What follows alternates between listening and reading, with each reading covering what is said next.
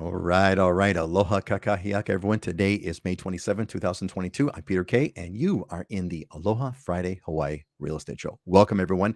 We're gonna warm up our thing here. Auntie Joyce has kind of dropped in already. Hey there, Auntie Joyce. It is a beautiful day in the neighborhood. It's actually a gorgeous day today. We've had some crazy, we've had some crazy weather. Not crazy weather, but it's just been gnarly, not so much fun trades gone weather. But anyway, we're going to warm up the microphones right now. So we're going to have our pre-meeting chit chat. If you are watching this on a recorded basis, you could probably fast forward about 5 minutes, but then you miss out on all the fun as we warm up everything. Let's here, Scott. You are Heidi is not with us for today, gang. She's got a company meeting that she has to attend. But Scott, since you pulled up the coffee cup, you are the honorary, not the honorary Heidi today, but you're just, how's it going, Scott? Let's just start with that. It's going well, but my cup of coffee is probably a little more simplified than Heidi's. She seems to have some specialized coffees, but I noticed you posted on your Facebook page the Waterman movie about Duke Kahanamoku. Tukanamoku, yes. Yeah. So I busted out my shirt today since we're getting ready to get into the summertime. This is kind of the old school Ren Spooner Aloha shirt with all the old school surfboards on it, and summer swells are going to be coming into the South Shore here, so I figured perfect time for posting it or for wearing it today. There you go, man. In honor of Duke, and in fact, Duke Kahanamoku famously, if I may add, Duke Kahanamoku famously has that surf spot right outside your house over there. Publix it's called Publix. What the story. So the legendary story is that Duke Kahanamoku rode this wave from Publix, and it was like a big, gigantic outside wave. He caught it and surfed it all the way into Waikiki. Legendary, whether it's true or not, I don't know, but it's. Go ahead, Scott. So that's actually my favorite spot, and I'll tell you, when I first moved over here, I'll tell you a funny story. That's Actually, a gnarly. That place gets humongous when it's big. not only big, but you have all the reef in the front, right? And you either paddle way out and around to not go through it, but you have to be careful when it's not massive surf. You have to It's get shallow. off pretty early, or I call it the obstacle course. It's like traffic cones, but if you fall, it can be pretty dangerous. Well, the first time paddling out there, right, and I'm paddling right through everything. I had no idea what I was doing, and this is after I moved to the Big Island, so I'm just ready to go for some nice South Shore surf, and some whitewash was coming in, so I'm like, and I was on a longboard, so I rolled it over, got underneath it, and like everything dried up underneath me, and I felt my back get raked across the coral. I was like, that's not good. Turned over, kept going, got out to the lineup, sat up, and this girl behind me goes, "Oh God!" And I said, "I'm bleeding, aren't I?" And she goes, "Yep." And I turned right back around and headed right back in. And I did not want to chum the water for everybody. I was gonna say shark bait for you and the rest of the surfers. So, well, I got a fun chewed up my skin story, but I want Dylan. I want to hear from Dylan first. Dylan, how's the microphone coming along? What's going on, buddy? What do you got today? How's it sound? It sounding good today? Sounding great, man. Sounding good. So, what do you got? Yeah, I got a busy day today. My sons both had big days. One ended fifth grade and is going to middle school. The other one ended eighth grade, is going into high school. And so I have about I think 7 or 8 teenagers outside of the room here waiting to go to the beach after we get done with the show. So Oh we're my God, celebrating their we want to get. Oh graduation. my God, we got to get that thing going, man. That's good. Your oldest is. I can't believe your oldest is going into high school. Yeah, you remember when he was Oh my first God. born, right? Yeah, Exactly. Oh my yeah. God, that's crazy. Hey, so we got some folks that we want to catch up on over here that are saying hello over here. First of all, I want to give a shout out to Angelo's Gudis. Aloha from Chicago. Angelo's a family member. Angelo, good, great to see you, buddy. He's actually doing real estate in Chicago and actually doing a pretty good job, if I may say so myself. Angelo, family member, hanging out from Chi-Town. Awesome, great to see you, Angelo. Let's say hi to everybody else who's over here. For Auntie Joyce, has kind of kicked in first with the beautiful day in the neighborhood, and Judy's here. Judy is an alumni of the Islander Ohana. Welcome, Judy. Good to see you again, as always. Judy, you're amazing, and so is Joan. Joan's also an alumni who actually made a successful move to Honolulu. So, Joan, great to see you. Hope you've been enjoying the great weather that we've been having. Corey's back. Coffee Diary. Our coffee girl's out today. Coffee girl Heidi is out on a company meeting, but she will be back on the next show. Tom is back from the UK. Tom, welcome back, buddy. Great to see you.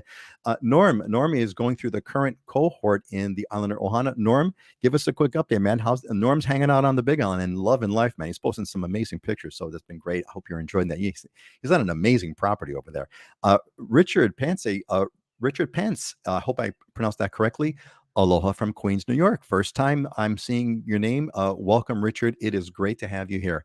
And wrapping up with Patrick, good old Patton Guten, I've been from Germany. Yes, awesome, Patrick. What's going on out there? How are things in Germany?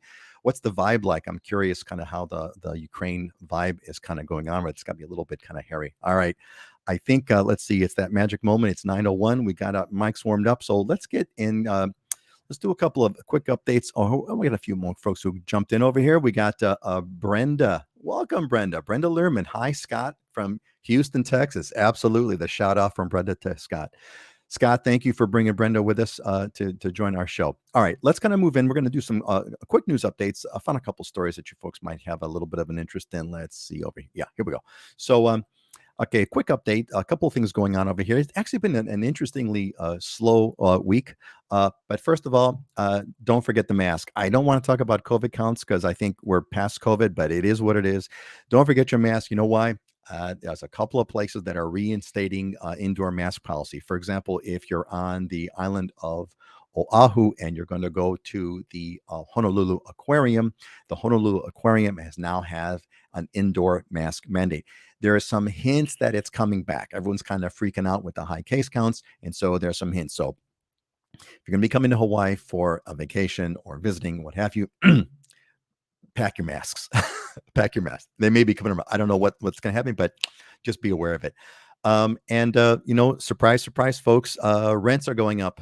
There is a interestingly enough, I want to hear from Scott and Dylan this when we get to this, but the median price of renting a place in Hawaii has climbed nearly 13% from 2019 to 2022.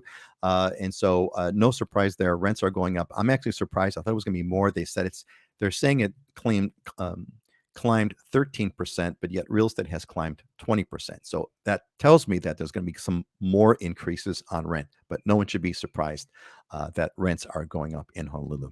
Too bad Honey's not here to comment on this, but there is a growing access deer problem on Maui. So there's access deers. They're basically being categorized as pests. And so now in fact, they were blocking the runway at the airport. I'm wondering if the pilots had to wait for the deer to kind of go off or there's no honk, there's no horn on the aircraft. I wonder how they got that off. Anyway, it looks like they're going to allow more rounding up of these deers to control the population.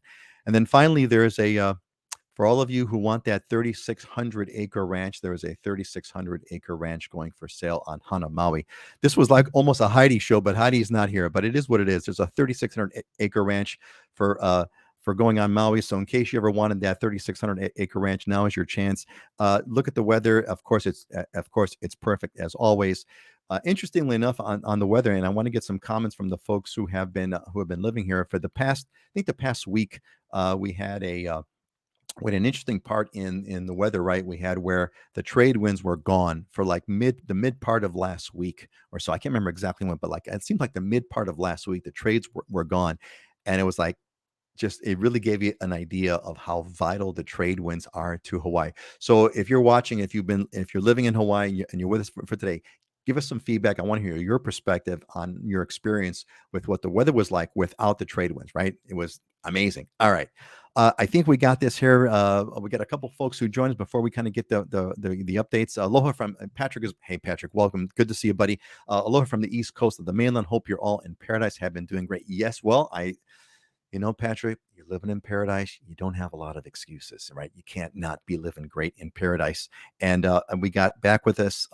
Norm said our last day on the farm, then off to Kaloli Point for another week. It sounds like a dream vacation. Norm, why don't we go clockwise, Dylan, and then Scott. Dylan, give us the Give us some kind of either newsworthy stuff that's been going on the Big Island. Give us a market update, kind of what's changed, what you've seen, observe. I'm seeing some articles, by the way, you guys. I'm seeing some articles that things seem to be slowing down, velocity-wise. I don't know if prices have been affected, but things seem to be slowing down on the mainland. The increase in interest rates and the economy, etc., seems to be having an effect. Anyway, Dylan, the Big Island update, please, sir.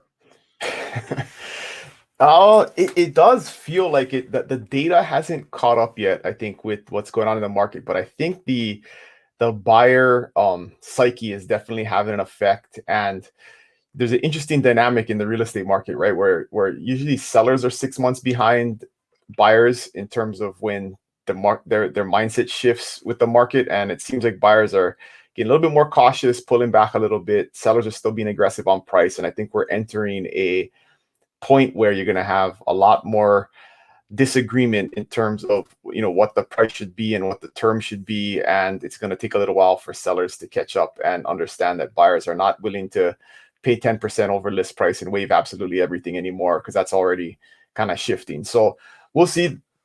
From a listing standpoint, we're about to pop up above 1,600 active listings for the first time in like 6 months. So it looks like inventory is on the rise. I mean, it's still 50% normal times in terms of the number of properties that are on the market at any given time on the Big Island. But we're seeing that upward trend start. Properties sit on the market a little bit longer. So yeah, I think we're in a transitionary period right now. I don't think there's a crash coming necessarily, but definitely an evening out of the rapid, I think, appreciation that we've been seeing the last 6-12 months. You had mentioned, I saw some of your videos over the past few weeks where you had kind of touched on a crash not, and I would advise folks to take a look at your channel to get some more information on that. Did we talk about that the other week, that one stat about short-term resales? Why don't you go ahead and jump into that while you're here? If we this is a good, this is a good perspective for anybody who's just interested in the market or interested in the data that drives this stuff. So the people who keep predicting there's like a market crash coming, an interesting indicator of data from the previous market crash was there was a ton of short-term resales. So normally there was about 80,000, and this is across the whole country, right? 80,000 per year. You would have people that would resell their house within a 12-month period. That in the lead up, 04 to 06 went up to 400,000. So I mean, went up 5 times, right? People were speculating hard on the real estate market, and money was easy. So you could speculate and buy several houses with easy money and then resell it 6 months later for a $50,000 profit because the market was appreciating so quickly. So, and that left a lot of people over leveraged, the market super inflated. That really drove the bubble in 2006, 2007. And this now we're back down to around 100, 120,000. So it's not like down to like 80,000, still higher than it was kind of previous, but it's nowhere near where it was in that lead up to the bubble the last time. So just an interesting difference in the underlying data that doesn't really get reported very often. So you don't have those short-term speculators. There are people still buying foreclosures and flipping them and stuff, but the people who are just selling the exact same house 6 months later for a profit, and Scott and I ask a lot of my people in across the country, I mean, how many of these short-term speculators are you selling houses to? And nobody's doing that. I haven't sold the house to somebody doing that in the last 10 years. So it is going to be interesting to kind of see how this is going to, I mean, there's people are saying, is there a bubble? Clearly to me, it's not going to be a bubble like the 2008 bubble, right? But bubbles, almost by definition, don't repeat previous bubbles. They're different kinds of bubbles, right? So we don't know if there is going to be a bubble at all. Scott, before we go to you for a quick second, I want to say hi to a bunch of folks who have joined us. And so let me do this. And we also have a trivia question. I got some good feedback from our last show that you folks like the trivia. So let me pop this one up, and then you folks can think about it. You can put this together. You can kind of throw this on the comments. So here's the trivia question. What has been the lowest price over the last year in Maui for either there's two possibilities. You can comment on either one. Either the lowest price home for Maui. What do you think the lowest price home over the last year has been? Or the lowest price condo, 2-bedroom, 1-bath condo. What is the lowest price 2-bedroom, 1-bath condo, or the lowest price for the home? take a guess. We'll have a little bit of fun. Throw it in the chat, and we'll kind of announce the winner, and we'll also ask Scott and Dylan. This is almost this is like the honorary Heidi who's not here show. I didn't plan it this way, but that's somehow how it goes. And I want to say hi to a few folks. I want to kind of give a shout out to Janice Mele. So Janice is a member of the Honor Ohana. She's going through the cohort. I'm going to see you this Saturday, Janice. Janice is also a realtor in Chicago, and she's moving on to Honolulu or to Hawaii. Janice, you and Angelo, do you guys know each other? Angelo is a family member who's also from Chicago. It'd be kind of fun if there's a connection there, but he's kind of hanging out over there right now. But Janice, great to see you. I'm really glad that you're here. Auntie Joyce commenting on the trade winds. Whether you're trade winds or not, it's a happy day. You know, we're so spoiled, right? We're so spoiled that we have to pick on the days. The weather in Hawaii is so darn perfect that when it's anything less than total perfection, you know, we whine. Well, I whine and cry and complain about perfect 80-degree weather. Michelle Cook is back. Aloha, Michelle Cook. Good to see you again. Andrew, the early crash might have been caused by. There's a lot over there. That's a long comment, and right now my ADD is not letting me read it, so I'm gonna skip that one. Heather is here. Heather, aloha from Oregon, coming to the neighborhood hunt and playing the beaches, of course, on Oahu tomorrow. Oh, that's awesome. Going to be on Oahu. Heather is also an alumni of the Honor Ohana, and Heather going to be hanging out with Scott to kind of find the perfect place. So I'm looking forward to that. All right. So Judy takes a guess. Judy's got 500K lowest in Maui. All right, good. Tom says a condo of 90,000. Colleen, aloha from New York. We got a bunch of new folks over here. I'm really glad that you folks are here visiting with us. Andre, yeah, way too many comedians in our country. Possibly. I can never laugh enough, be honest with you. Joan says, all my friends in Colorado were sending me pics of a foot of snow in their yards last week. So a week without trade winds, no big deal. Right. What would you rather have, right? Complain about no trade winds or a foot of snow? I'll take the no trade winds any day. Kelly Hobby's back with us. Aloha from the Big Island. Kelly is also an alumni of Honor Ohana. Great to have you back. Tom says single family home at 250. Let's see. Janice doesn't know, but then that's all right. You know, just thought, you know, you never know, right? Everyone knows everyone in Chicago, even though it's a gigantic town. Maui, guessing lowest home price, probably 1 million. Okay, good guess. Auntie Joyce, really coincidence. Yep, there you go. And then Norm says guessing 600K for a home on Maui. All right, those are our guesses. Scott, your turn. What's going on Oahu? Give us some news. Give us some updates. What do you want to comment on? Yeah, to piggyback off of Dylan's comments about the previous market in 2006, I'll never forget this conversation I had with we actually ended up being good friends, and I ended up having to bail him out and help him on the sales side. But he told me, he said, I did it. He goes, yeah, I just bought this condo, no money down, negative loan, negative amortizing loan, meaning what it means is you have your principal and interest payment, and you can make the interest payment and not the principal portion, and the principal goes back into the loan, so the loan keeps getting bigger. These are typically types of loans that you would see with developers, short-term debt that you get in, you want the low carrying costs, and then get out. And he said, yeah, man, I'm going to hold it for a couple years, and I'm going to sell it for a big profit.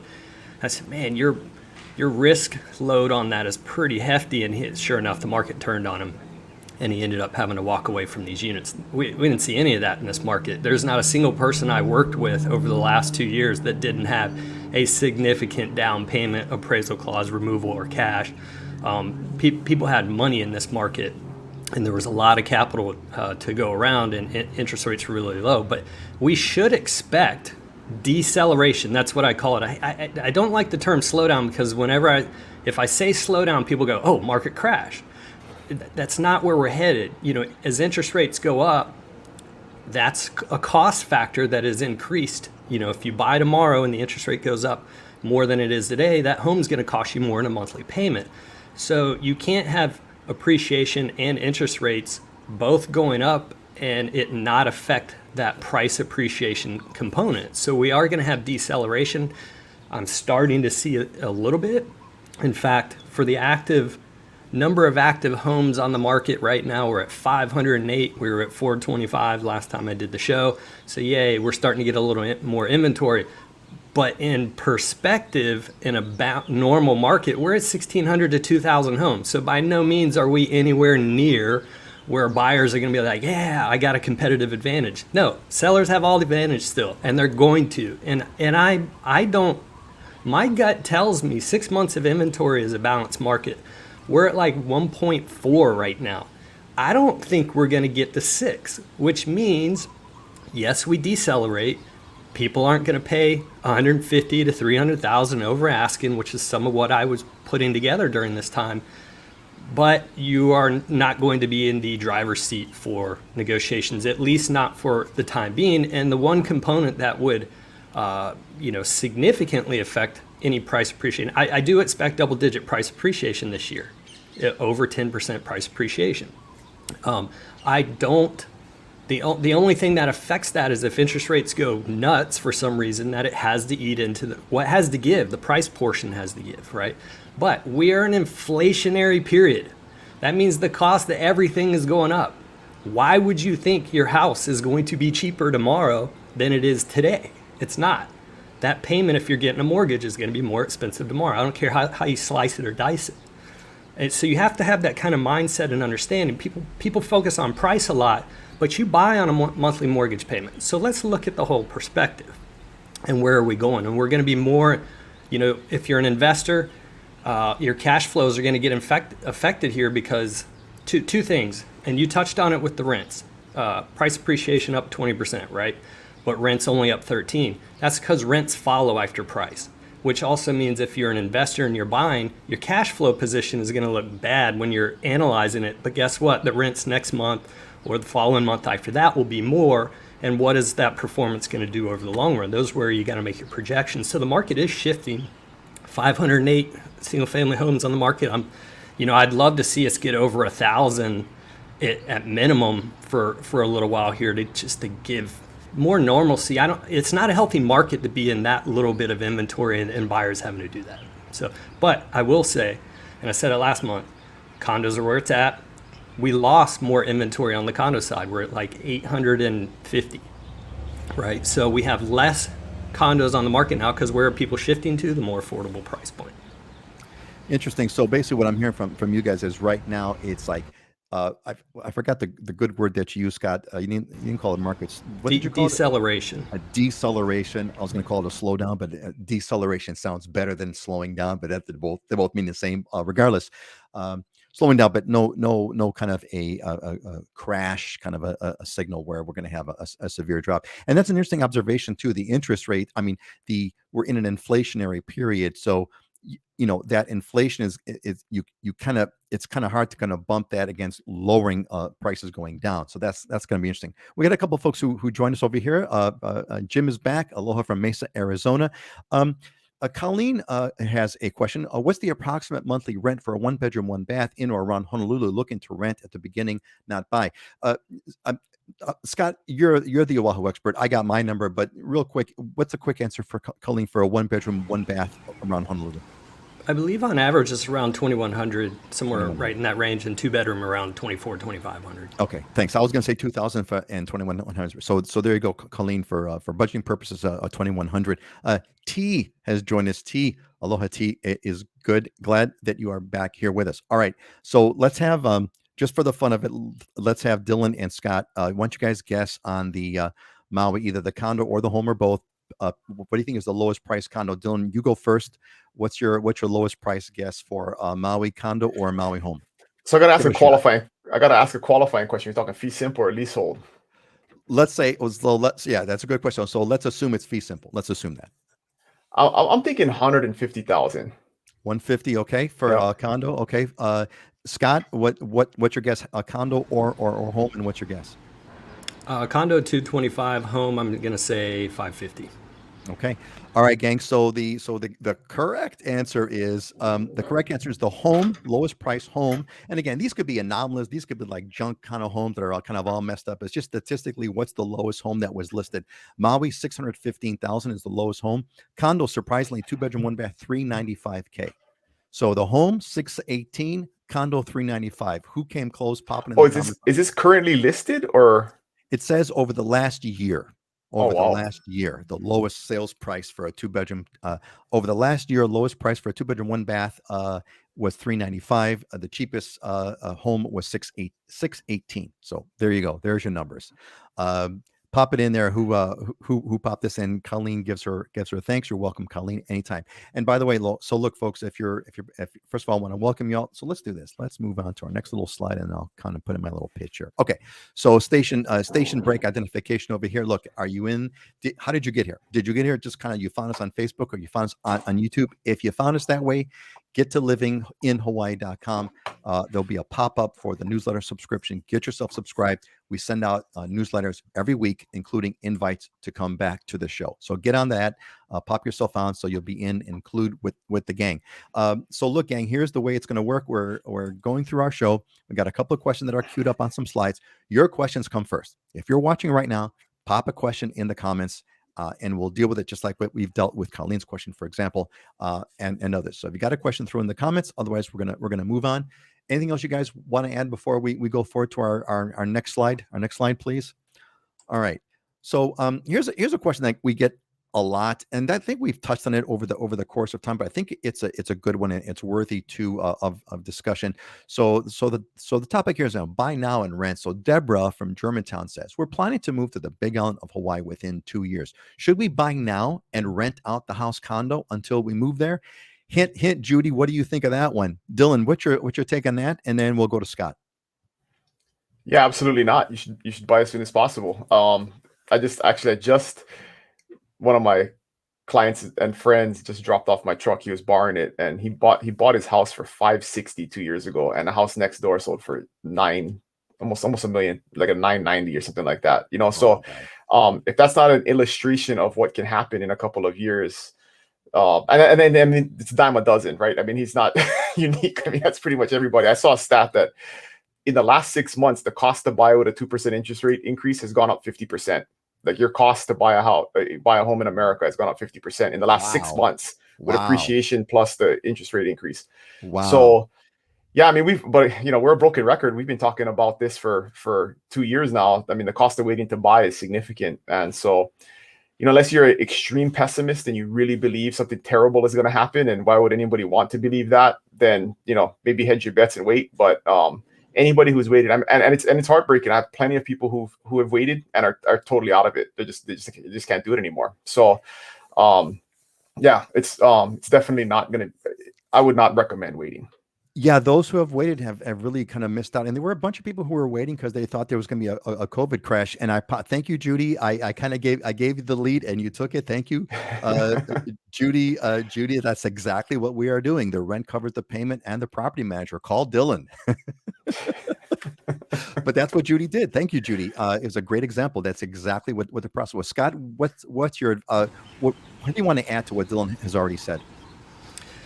Yeah, I mean, I talked about it just a few minutes ago, and we've talked about this. It's like it goes back to inflation, right? And we anticipate interest rates to continue to rise. The historic average on interest rates for the 30-year fixed mortgage is 8%. We're at like 5.5% right now. We were just at 2.5 for 2.75 at the bottom of during that COVID timeframe. So, each scenario is different. We can talk about the market. We can't really talk about that specific scenario because there are some components that we should consider. If you're planning on holding it for 2 years, okay, that's there's a little more risky time frame. Interest rates, like we said, are going to eat into the appreciation component. So, will that appreciation be there if you were to exit in 2 years? But this looks more like a long-term hold. If you are in for the long term, yes, the sooner you get in, the better. Like I said, we're in an inflationary period. Building material cost more. Your bananas, your groceries, your gas, everything's gone up, and it's anticipated to continue to go up, which means your cost on your housing is going up. So do you want to get it in at the more affordable price point, today, or wait and it'll cost you more? And at least over 2 years, you can have someone who's either supplementing part of that mortgage or covering the whole thing, depending on how much you're bringing in. Yeah, and there's no question that rents are on their way up. They're definitely a trailing indicator, and we've had all this inflationary pressure. There's no question that this is going to be just the beginning. So, Deborah, I think hopefully that go ahead. I just got an email from my property manager buddy with all his new rental listings, and a decent three bed 2-bath house in Kona is $4,000 plus a month, right? And that's an $800,000 mortgage payment pretty much. So to put that into perspective, I mean, you can buy a house for 6, 7, 8, $900,000 and pretty much cover cover it with rents over the short term. So yeah, it makes a lot of sense to lock in that mortgage payment, lock in that price, and then just have it covered with rents until you're ready for it. I mean, I think of the folks who have done this, like Judy, for example, and others. If you're able to do it, and you could put enough down to kind of give yourself either a break even or a slight positive or whatever, you're you're kind of set. You're sort of isolated. You're in the market. No matter what's going to happen with the market, you're set. And when you're ready to finally make that move to Hawaii, you can kind of move right in, and the home is there, as opposed to kind of waiting. So yeah, definitely. And if you're concerned about interest rates, right? It's Right. possible interest rates go down in the future. So you buy now, a year from now, 2 years from now, you're ready to make the move. And if interest rates go down a point or two or a point and a half or whatever, just refinance and get that new interest rate. So yeah, interest rates are not forever either way. So Either way, and if they go down, you could always refinance. There's been a lot of folks who have done that. Yeah, excellent. Okay, great. All right, let's move on. Got another one over here that we want to kind of hit. So this one kind of came in from for you, Scott, but I think it's a good topic for us to kind of talk about overall, which is so here's the question. So the question is, why is Chinatown cheaper? So Yuzo from Houston, Texas says, why are condos in Chinatown of Honolulu less expensive by about $200,000 to $300,000 compared to Ala Moana or Kaka'ako? And interestingly enough, for those of you who don't know, Chinatown is barely a mile away, maybe 2 miles at most. It's a mile or so away from Kaka'ako or Ala Moana. Huge price difference, and I think there's a big lesson here. And I want to kind of hear Scott's answer and then Dylan's answer in a different of a different reason. You're right, Dylan. Why are things so much cheaper in Zone X versus Zone Y? So Scott, why don't you get us started? Why is Chinatown so much cheaper in Honolulu? Yeah, there's. I kind of look at it as two reasons. First of all, what do we always say? The old saying in real estate: location, location, location. And even though you're just a mile away, downtown Honolulu is predominantly a business district, and you're not anywhere near a beach. So from that standpoint, I mean, if you're in Kaka'ako, not only is everything newer because you have all these new towers coming up, but you have a lot of the hip restaurants, all the commercial space is newer, so you have all the newer restaurants going in there, restaurants and shops. And then you have access to Ala Moana Beach Park, which is, a huge beach park, swimming, surfing, you name it, jogging paths, tennis courts, the whole 9 yards. So location is one thing. Chinatown doesn't give you, you're getting in your car to go to the beach, and it's also business district, so people, a lot of it is not, there's not a whole lot going on down after 5 p.m. down that side. The other component is those buildings are older, they're smaller. The newer stuff that they're building to today's taste, and they're loaded with amenities. I just did the presentation for the new tower that's going to be coming up with Howard Hughes. So I got the information on that, and you just can't compare what they're building there versus what's already existing in Chinatown that's older. Honolulu Park Place would be the closest. That's probably, I think it's 20 years old. It does have its own bowling alley in the building, but it doesn't compare to those unit size, unit wise, and amenities don't compare to what they're putting in Kaka'ako. Yeah, so just some pretty simple basics about real estate. Dylan, same kind of question in a different way. Why is it so much cheaper in Puna than it is, in Hilo? Same kind of question. What's your general? How do you coach folks? I guess here's the question for you, Dylan. How do you coach folks who come to you with these like, well, why is this? I'm on Zillow, and these things that kind of look like they're like right next to each other. This one's like way cheaper. Why is this one way cheaper than this one over here? That's exactly where I was going to go with it. All of these online sources for information like Zillow and Redfin, and they put a value on the property based off of a computer algorithm that soaks in data from surrounding areas. And the Big Island is a perfect example of why that doesn't work, because especially in Kona, if you look kind of on the higher elevation above Kailua Kona, the Holualoa area, you have really old neighborhoods that have been there for 50 years that have, small single wall construction homes on them, right next to gated communities, 1 acre lots, multi-million-dollar homes. They've just built down the hill. They have like strips of land that they'll subdivide. And so these communities are all kind of mixed in together. So geographically, they're all within a mile or two of each other, and they look like they could be comps, but they're very different types of properties, very different types of communities. And so it really is all about location, even sub-location, right? So not just a area of the island or a town of the island. It's like, what exact street are you on? What exact subdivision are you in? And that has a real big effect on prices. And there's all kinds of other things, like land is very diverse in terms of price, because you may have a subdivision where land doesn't sell because the CCNRs require such an expensive house to be built that nobody's going to buy in there, because they got to spend $2 million to buy a house, and people can't understand why is the land so cheap in there but so expensive in this one. Well, your all-in cost over here could be $3 million, or your all-in cost over here could be $1 million, but the lot is twice as much as this lot, right? So it's complicated, but that's why you need to have an expert advisor that knows the area and can explain that stuff to you, because sellers do the same thing to us. Sellers say, well, the house right over there sold for whatever, and it's like, well, but you don't live in that neighborhood. That's a different street.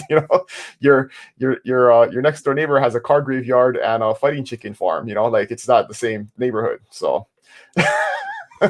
And you don't want to be right next door to a fighting chicken farm if you can help it. Scott, is there anything that you want to head on to that? No, just one thing. It's funny, everybody does their research online, which is great, and they do a ton of it, and they get this idea in their mind when they go to come over here of what they want and what they're going to do.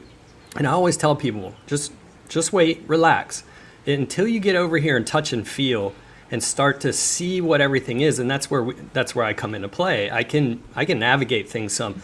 Every single person has preconceived notions in their mind of what it's going to be like and what's important to them. And when they get here and we go out, that 100% it changes, whether it's a little or we have to do an about face and turn right.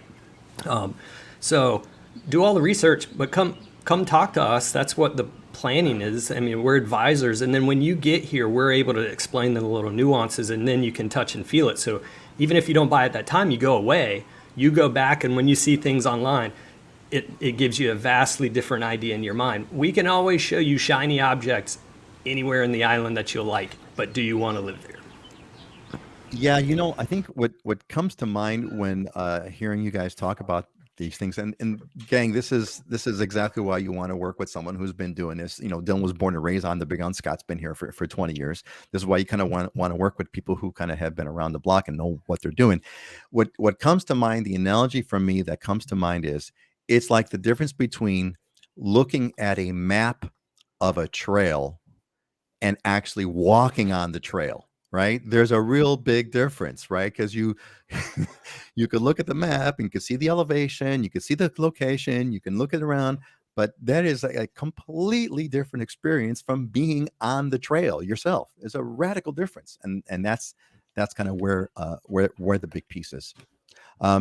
All right, let's catch up on. Funny story. I experienced this in San Diego recently. I went to a little conference there, and I went to the gym early in the morning, like six in the morning, so it's still kind of dark, and the gym was like 3 blocks down and 2 blocks across. So city, it's in the Gaslamp district of San Diego. Super nice. The place I was staying, nice swanky hotel, and restaurants. It's super cool area to be in. And so I could have walked 3 blocks down and 2 blocks across, or I could walk 2 blocks across and 3 blocks down. And so I did the 2 across and 3 down. And when I made the turn to go down, there was like a huge homeless encampment, like both sides of the street, just full of tents. And it's dark still. I'm thinking I'm gonna get attacked. And so I'm like walking in the street, like trying to stay away from it. I thought there was just a few, and then as I got deeper in, it was still kind of dark. I couldn't see well. Like it was like a full city block full. So anyway, so when I get back, I tell some people about this, and they say, yeah, there's the church there that does feeding the homeless and takes care of them. So they all congregate around this property, and of course real estate comes to mind, right? I'm thinking like, man, if you owned a condo just 2 blocks that way, your real estate values would be very different than if you own the condo along that street. And those little micro things can have a huge effect on your real estate values. And you're really like 100 yards away, like you're 1 city block away from just a huge homeless encampment versus like a nice, very upscale, swanky area of San Diego. So yeah, no, that's a great point. And look, I'm gonna do a shout out to my family member Angelo, who's here, and Janice Mele, who's here, both from Chicago. You know the story, right? You could be I never forget this. Now this is a long time ago, but I was The driving down mainland, the mainland. What is the mainland? Wrong side of the tracks, right? Isn't it the wrong side of mainland? the tracks, That's man. the mainland. The mainland term Wrong for it. side of the tracks. I remember here, just to kind of add to that, I remember driving down LaSalle Street. This is near downtown Chicago. Now this is 40 years ago. So driving down LaSalle Street, and you look on the right hand side, and really nice high upscale, you name it, literally look over the left, and it looks like a war torn zone with buildings crumbling. I'm not kidding, buildings crumbling, bricks on the ground, buildings in half condition. I'm like, man, literally, just you're driving down, you look left, you see crumbling buildings, war zone. You look on the right, high end stuff, and that's easy. You got lucky in Chicago. You could have drifted into an area and gotten shot. So it's radically different, and this is why you want to kind of work with people who know what they're doing. Let's catch up and see. Yeah, see, Janice, right? You know it exactly. That's exactly right. That is what is going on over there. It's why you want to work with somebody who knows what they're doing. Norm says that's the idea. I think he's trying to say, Norm, maybe you got that one here. Now we're trying different neighborhoods to get a much better feel for where it works for us. Yes, exactly, Norm. And Norm, if you haven't reached out to Dylan, of course you want to make sure that you do that to get the right to look around in the right We have way. been in touch. Excellent. You are with the man. Excellent, both of you. Norm is also the man. Norm's living the dream, man. He was posting those pictures. Norm was like, even I was getting jealous. And Judy's right. You can't. This is the stuff Zillow doesn't tell you that, right? And you're not going to see, again, it's the virtual versus the actual, and you're not going to see it on Google Street View either, right? Google Street View is not going to give you that experience. There's a big difference between seeing the map and walking the map, and that's that. Kinaya, we are waiting for you, girl. We are waiting for you. I know that you're going to make it. Hoping for 2 bathrooms. It is here for you, and I'm looking forward I'm looking forward to the day when you're going to be here. Let's see. I don't know if I caught this or not. Heather, she said, I don't know if I put your comment on before now. I can't recall, but Heather says, yeah, totally plan on making the move now and refinancing later if rates come down. Can't wait any longer. Yeah, Heather's been watching. Heather's been watching those prices kind of jump up. It's like, yeah, you got to make the move. Got to make the move. Auntie Joyce, everyone's dream is to have an oceanfront home. Yes, I was one of them until Dylan gave me a perspective of probably why I wouldn't like an oceanfront in the long term. Yeah, so Dylan, here, let's just talk about that because everyone loves oceanfront homes. We all dream, I dream of being on the beach for sure. Dylan, what's your advice to what was your advice to Joyce? Why wouldn't you want an oceanfront home in Hawaii? Salt air destroys Oh, everything. and I'm thinking, okay, here comes the climate change argument. No, so go ahead on salt air. Oh yeah, I mean, you can debate climate change. You can't debate the fact that there's going to be waves hitting the rocks in front of your house, creating salt in the air constantly. And so it basically coats your house, right? Your windows will always be dirty. It gets into your appliances. It kills all your electronics. This kind of leaves a film on everything. So it's a constant maintenance effort to live oceanfront, and that's aside from it's a lot hotter.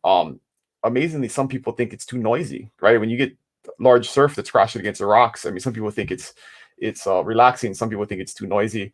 So there's just a lot of factors, but the biggest thing is anybody who's lived oceanfront, just understands that the salty air, it destroys all your window fixtures, sliding doors. I mean, anything that has metal on it, it just disintegrates that stuff in a very short amount of time. So yeah, and that is a great point. And in addition, so Jackie is also a Islander Ohana alumni. Erosion too. You have to be careful. Yeah, well, we had that famous.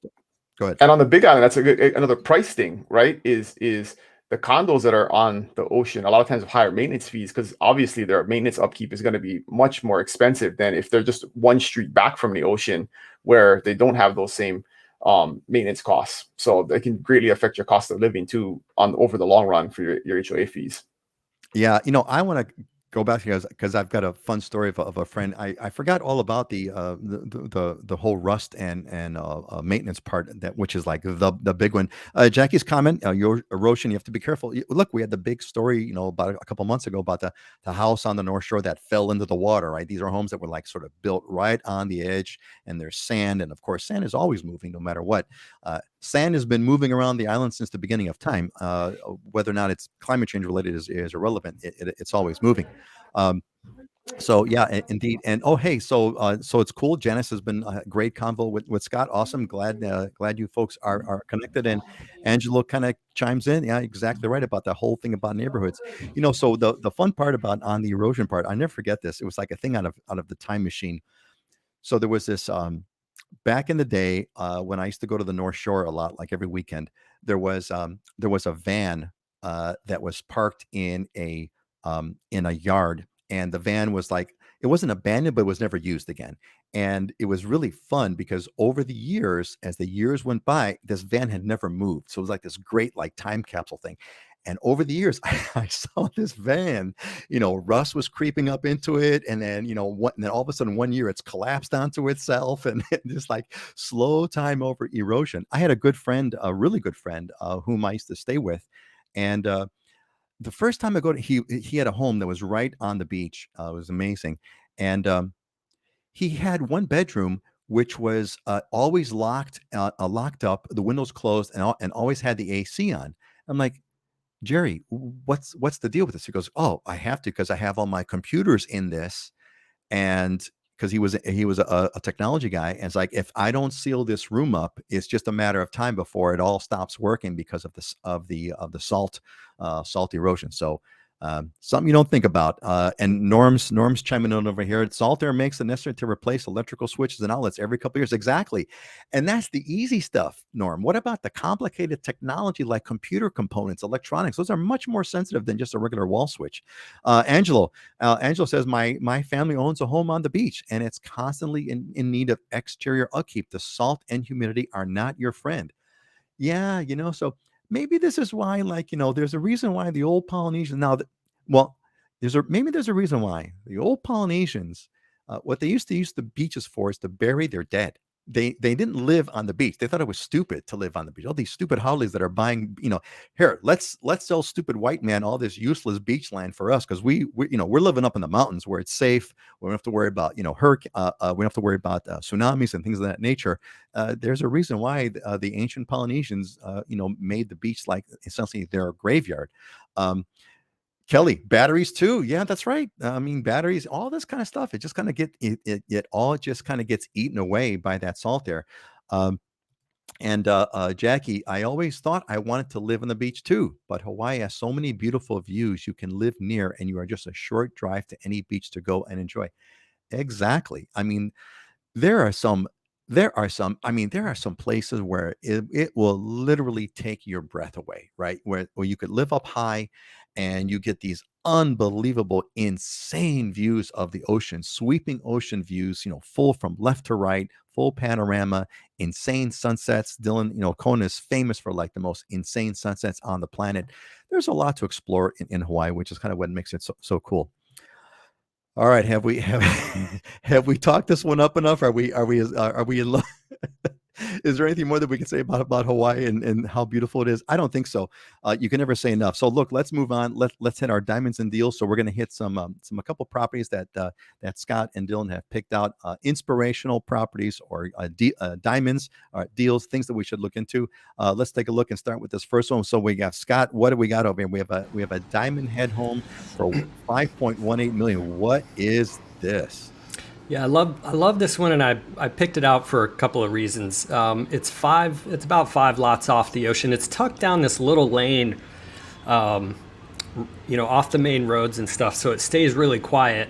You're 5 lots from the ocean, so you could walk down there. Right at the edge, see where the peninsula is. That sticks out. That's kind of part of that is Black Point, but the beach starts right there, and it goes all the way around down on the lower portion here. Around Diamond Head. You got Cromwell Surf Spot that's right there. It's amazing. And most people don't know this, but Jim Neighbors, who was Gomer Pyle, he had the oceanfront estate lot that was over half an acre. He passed away a couple of years ago. They sold it. I think it sold for $12 million, and they're redeveloping it now. But even right around the corner from that, if you can see right on the edge of the peninsula portion, there's kind of a boat jetty. That's Doris Duke's estate, Shangri-La. She was considered, the wealthiest woman in the world. So, significant wealth, great beaches, tucked away, quiet neighborhood. Now, this lot is smaller than most. It's a little over 5,000 square feet, and the home's 3,800 square feet. But the architect is Jim McPeak. I know him. He's done every job he does phenomenal design work. So it's a smaller footprint. So somebody for a second home would be perfect, less maintenance, but beautiful home. They brought in the warm woods, the woods for the windows, the doors, all the trims, everything is the warm woods. Yeah, it really has that Hawaiiana feel to it. And then they brought in some like coral as far as kind of tile flooring and whatnot. But just nice elements, great location, tucked away, and some cool spots in the neighborhood. Plus, you got access to the ocean. Absolutely stunning. And that place you mentioned, Cromwell's, that is my daughter's favorite spot. That's where they go. That's where they go to hang out all the time at Cromwell's. And you got the beach over there, as you said. And this is, folks, and Scott has alluded, this is a really, really, really high-end area. You got the best of the best, and there's a reason why. That is some incredibly insane, awesome real estate area. So thank you, Scott, for giving us an aspiration. Who's in on the $5.2 million home over here? It's a beauty. Let's move on to the next one. Dylan, a great contrast here. What do you got for us? Total other end of the spectrum. Completely. Love it. This is what makes it great. I love it. And of course we never coordinate this stuff, but Peter was talking about the lowest priced condo and home on Maui. This is the lowest priced condo in Kona fee simple right now. So 1 bedroom, 1 bath in the Royal Kailuan, $350,000. There's a little peekaboo ocean view. You can see in that upper right, that's the lanai there, looking out towards the ocean. It's walking distance to town, great restaurants. It's right near Coconut Grove Marketplace. Great location, totally redone, new floors, new appliances, new kitchen, new bathroom, just totally move-in ready. So if you just need a little spot, the HOAs are under 500, so they're pretty good. But just a great deal if you're looking for a little spot in Kona in a nice little complex, really close to town. So this is the deal of the week right here. Yeah, this is, thank you guys. This is like a great example of a diamond and a deal, right? That crazy, here we got this crazy property that Scott's showing us, which is just absolutely stunning in every way and in a stunning area with incredible beaches. I mean, this is probably about as good as it gets on the island of Oahu, certainly on the South Shore, in the greater Honolulu area for sure. And then, Dylan, even though, what's cool about this one is that it's not like a junk property, right? It's nice. It looks like it's completely redone. It's, there's lowest price and there's lowest price, like, in that area of the neighborhood that you don't want to move to, kind of a lowest price. So it's kind of fun to see all that. Thanks, guys. All right. Let's take we got a question that popped in. Okay. Last call for your questions over here. So T sent us one. So you think getting renovations should be done sooner rather than later? Scott, you've done more renovations than you probably care to mention. What's your advice on renovations? And they're ongoing. I got another project coming on here. There you go. I'm getting ready to move places. So I'm actually going to come from a different location next show. But the cost of building materials is going up. The cost of labor is going up. So the longer you wait, the more it's going to cost. That's pretty much. That's an easy one. Dylan, you want to add on to something that add on to anything that Scott said? Well, it depends on your situation too, right? If it's going to be a rental, you may want to wait to renovate till after your rental's done and you're going to move into it. So it really depends on your personal situation and timing. Yeah. And well, there's always those factors are always about there.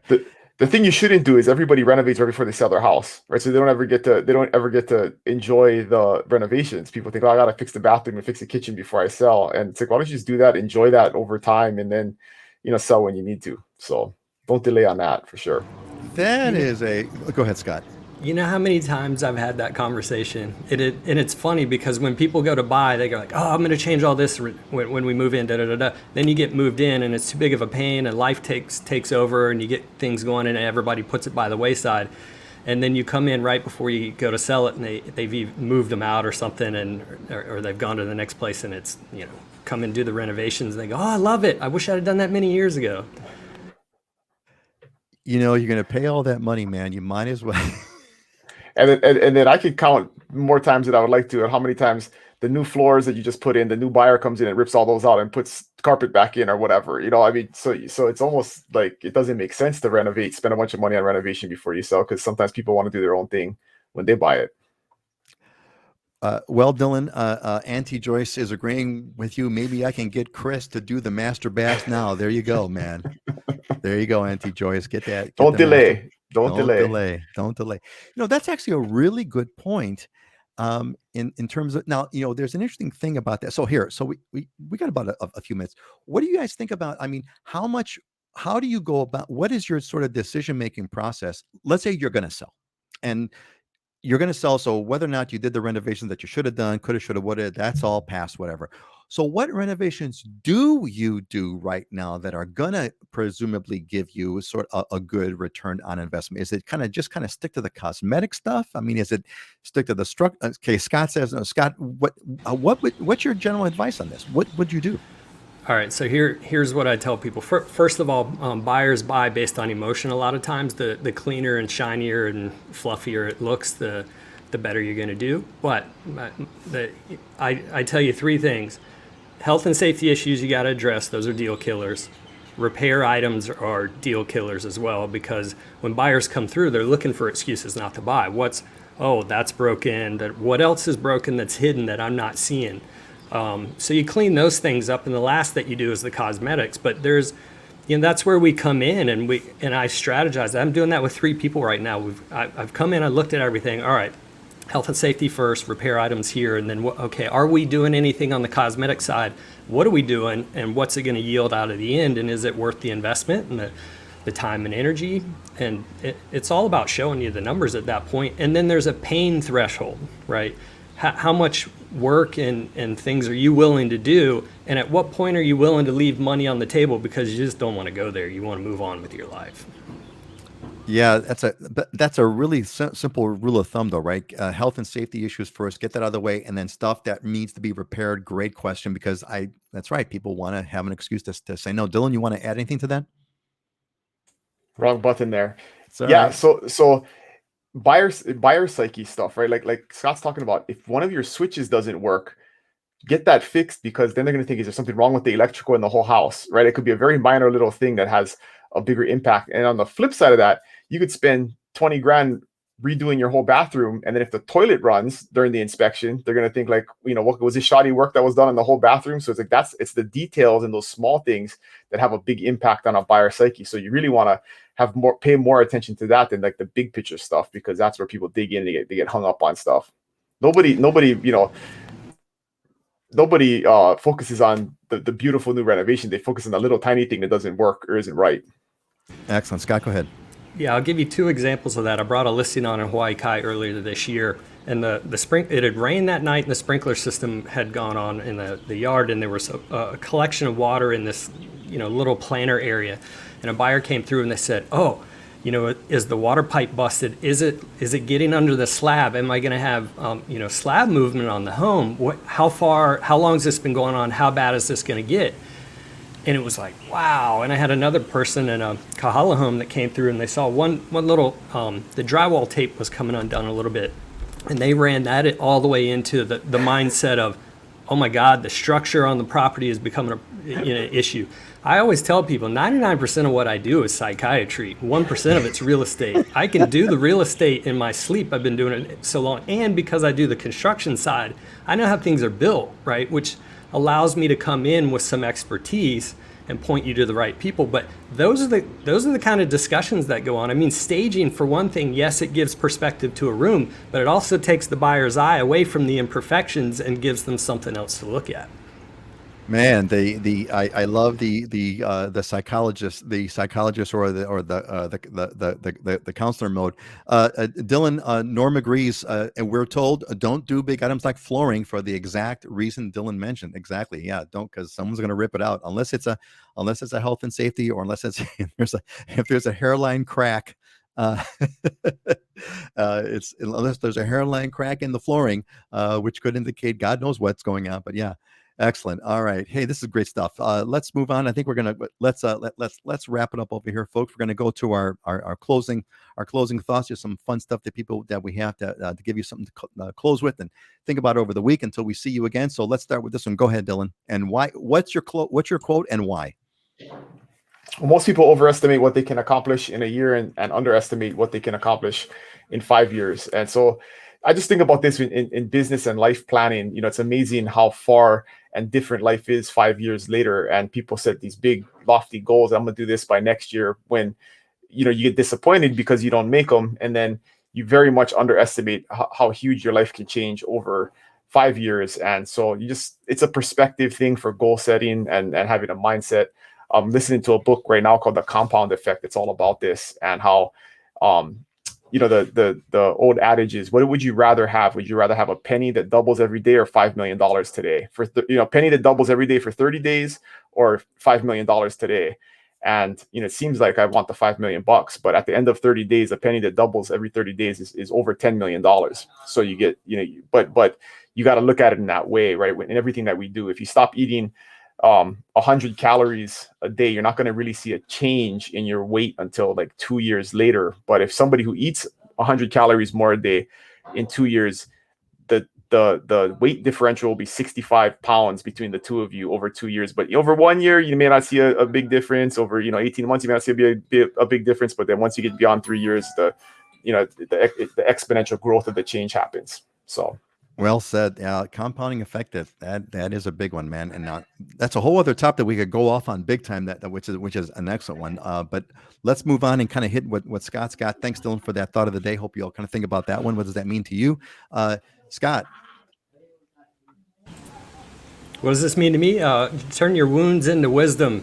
We all go through difficult times and whatnot, and the question is can you learn from it and get better from it and help others, navigate through some of those difficulties.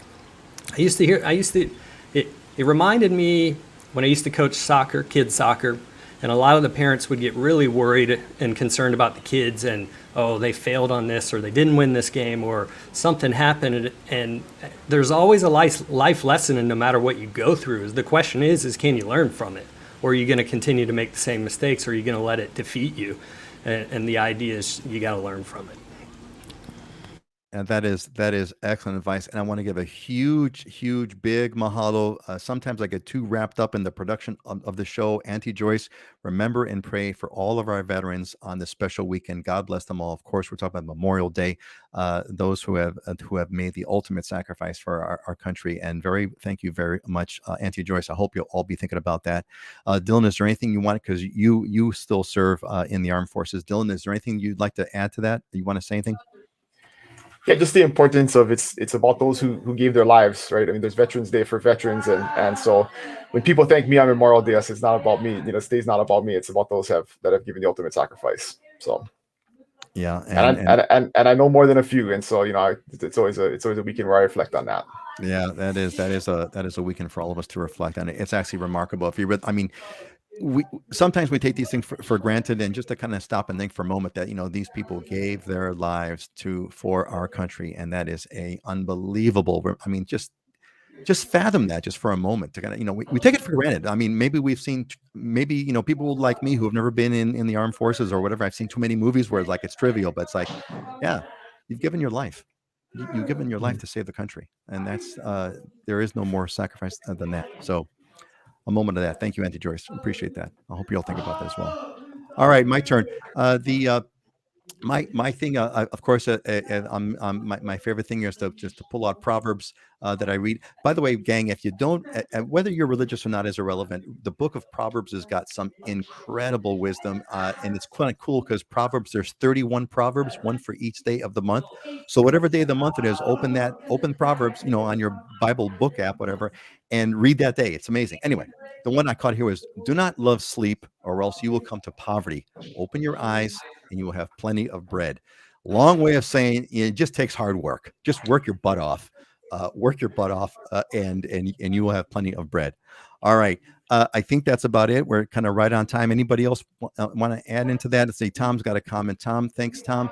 Never in the world, yeah, right. Never in the world of human conflict was so much owed by so many to so few. Well said. Thank you, Tom. Is that a Churchill?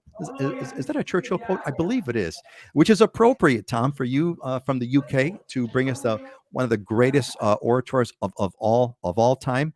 And thank you about that. What about just a little? What about just a little nap? Well,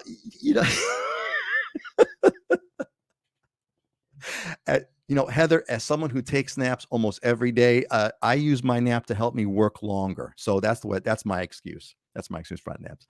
All right, everybody, great show. Thank you all for coming. We'll see you again in 2 weeks. Angelo, great that you were here. Janice, great that you were here. Hope you all join us in 2 weeks. We'll be back. Let's go counterclockwise. Scott and then Dylan, say goodbye. Aloha, everybody. Have a good weekend. Have a good weekend.